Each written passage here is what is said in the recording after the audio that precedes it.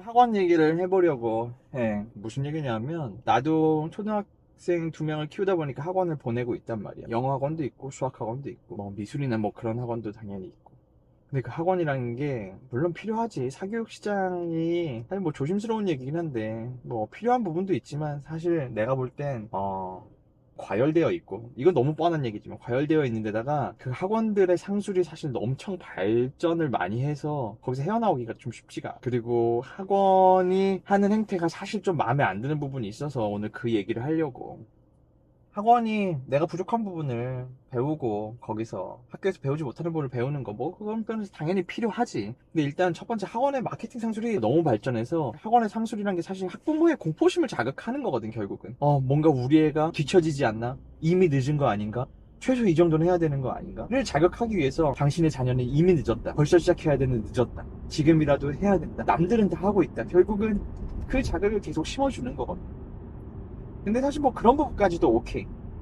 근데 학원들이 명성을 올리는 방법은 사실 예전 학원들하고 조금 차이가 있어. 예전 학원들의 광고나 전단지를 보면 다 그렇다는 건 아니지만 우리 학원을 다녀서 등수가 몇 등이 올랐다. 뭐 어느 대학을 갔다 그 자랑은 사실 예전부터 있었지.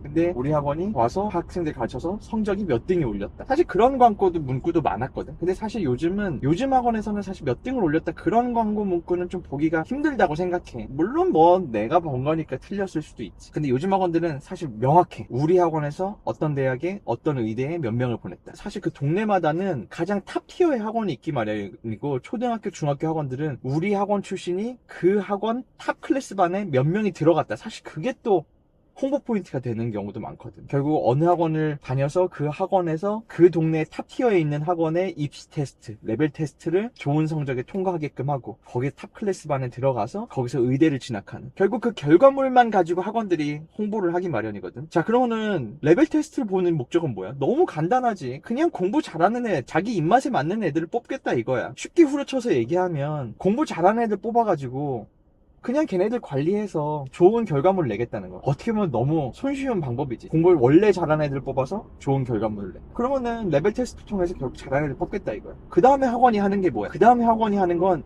사실 숙제로 애들이 계속 밀어붙이는 거야. 극한까지 숙제를 계속 내. 따라오기 힘들 만큼 내. 그게 힘들어서 떨어져 나가는 애들은 생겨. 그거를 어쨌든 꾸역꾸역 따라오는 애들만 살아남고 거기서 결과물을 얻어내는 거야. 자, 그럼 학원이란 게 숙제를 내주고 모르는 걸 가져가면 알려주고 얘네가 이해할 수 있게 설명해주고 그런 과정들이 좀 필요할 거 아니야. 그 숙제를 못 해온 부분, 숙제에 대한 결과에 대한 피드백, 물론 하지만 그거의 대부분을 어디로 넘기냐면 집으로 넘겨. 그 말인즉슨 뭐냐 하면 숙제를 일단 엄청 내. 그럼 애들은 그거를 숙제를 집으로 가져온단 말이야.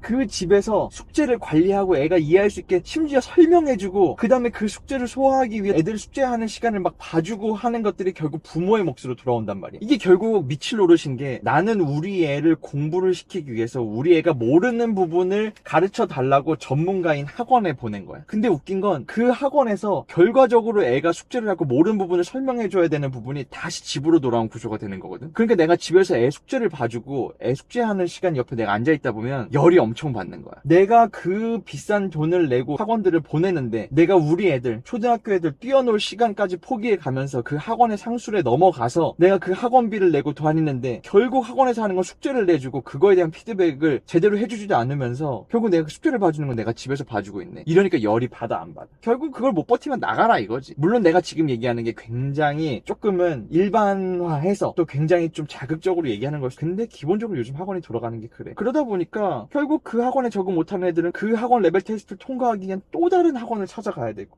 그럼 학원을 안 다니면 되지 않냐. 근데 참 웃기지. 이 얘기 또 나중에 하겠지만 학원을 안 가면 애들이 또 불안해. 그게 또 엄청난 상술 중에 하나야. 마치 미디어나 그런 데서는 어른들의, 부모들의 욕심만으로 학원을 보내는 것 같고 애들은 안 다니기 싫어하는 것 같지만, 이 학원가에서 다니는 애들은 뭔가 자기가 학원을 안 다니면 뭔가 남들보다 뒤처지고 있다는 생각에 학원을 또 가야 된다는 생각을 하게 되거든. 그러니까 이걸 헤어나려면 학원가가 아닌 곳에서 하는 방법밖에 없는 것 같기도 해.